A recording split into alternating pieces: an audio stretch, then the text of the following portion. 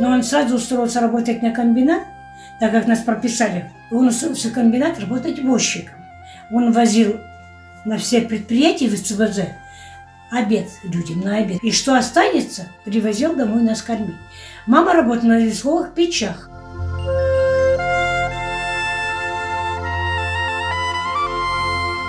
Шло следствие недолго. Судили его по 58 статье, так, за измену Родины. Там несколько их. Вот. И им дали по 10 лет.